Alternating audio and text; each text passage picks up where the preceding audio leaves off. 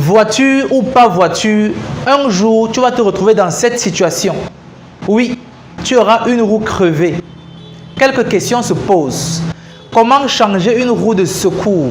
Quel outil utiliser pour changer la roue de secours? Et surtout, quelles précautions prendre pendant le travail? Pour répondre à ces différentes questions, générique.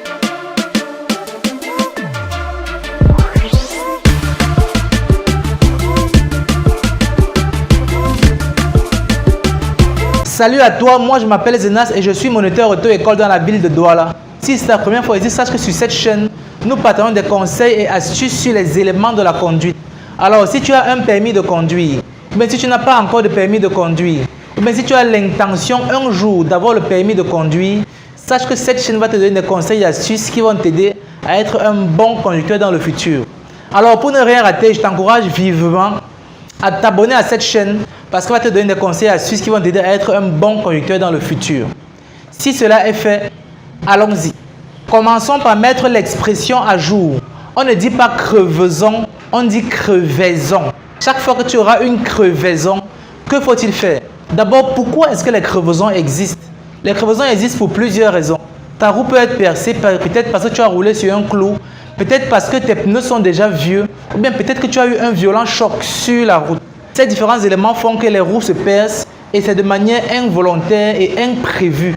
Souvent, on dit que les crevaisons arrivent quand tu t'attends le moins et quand tu es souvent même bien habillé, c'est là que ça t'arrive. Je ne sais pas où c'est la marche, je ne sais pas. Alors, que faire si vous avez une crevaison? Si vous étiez en train de rouler, il est conseillé de sortir totalement de la chaussée et de se placer totalement au bord de la chaussée. Si c'est la nuit, il faut absolument s'arrêter sur un sol dur ou un sol meuble. Ne pas s'arrêter sur les sols boueux ou sablonneux parce que le véhicule va s'affaisser encore plus. Si c'est la nuit, avant de descendre de votre véhicule, il est conseillé de mettre un gilet rétro-réfléchissant pour pouvoir être visible par les véhicules qui vont venir de l'autre côté. Voici le matériel qu'il faut avoir à votre disposition pour changer votre roue de secours. 2 cales métalliques, la roue de secours elle-même, la clé à roue. Voici les étapes à respecter pour changer une roue de secours. La première chose à faire pour changer la roue de secours, c'est de placer d'abord son triangle de pressurisation à environ 15 à 30 mètres du véhicule. Comme on n'a pas de mètre pour la plupart des conducteurs, il est conseillé de compter 20 à 15 grands pas pour pouvoir être à la bonne distance pour placer le triangle de présignalisation. Il est conseillé chez les conducteurs d'avoir 2 triangles de présignalisation pour mettre un à l'avant et un à l'arrière. Après avoir mis le triangle de présignalisation, il faut mettre les cales métalliques en diagonale de la roue que vous êtes en train de caler. Par exemple, si je change ma roue du côté gauche, il faut mettre les cales métalliques sur les roues en diagonale de cette roue du côté gauche conducteur. La troisième chose à faire, c'est d'essayer de déboulonner la roue avec la clé à roue. Ici, on dit déboulonner et non dévisser parce qu'une roue a des boulons et non des vis. Ensuite, il faut installer le cric à l'endroit prévu et ensuite criquer à l'aide de la manivelle pour que le véhicule puisse monter. Enfin, quand le véhicule est suffisamment en hauteur, il faut donc maintenant complètement déboulonner la roue, la retirer et la poser au sol. Le moment est venu enfin de placer la nouvelle roue de secours et de commencer le boulonnage. Quand on boulonne une roue de secours, il faut la boulonner en diagonale. Ça veut dire qu'on quitte du haut vers le bas en diagonale.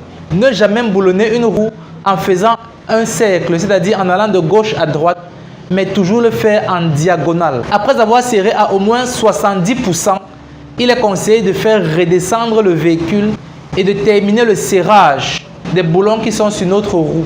À la fin du changement de roue, il faut remballer tout le matériel, donc retirer les cales, le cric et garder tous les éléments que nous avions mis avant de commencer le changement de roue. Voilà, c'est une action aussi simple. Un changement de roue peut vous prendre en principe 4 à 8 minutes si vous le faites dans une vitesse normale.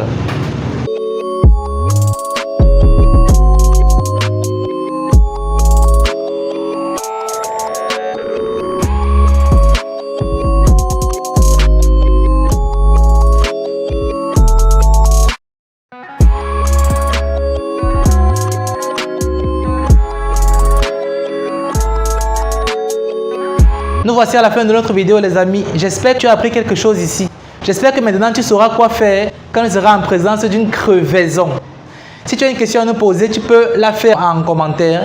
Si tu penses que ce sujet peut aider un de tes amis, tu peux partager cette vidéo. Mais le plus important, c'est de t'abonner à cette chaîne parce que nous avons encore beaucoup de choses à te montrer. Si tu souhaites nous contacter, voici le numéro WhatsApp qui s'affiche ici en bas. J'espère qu'on se verra à une prochaine vidéo. Allez, ciao!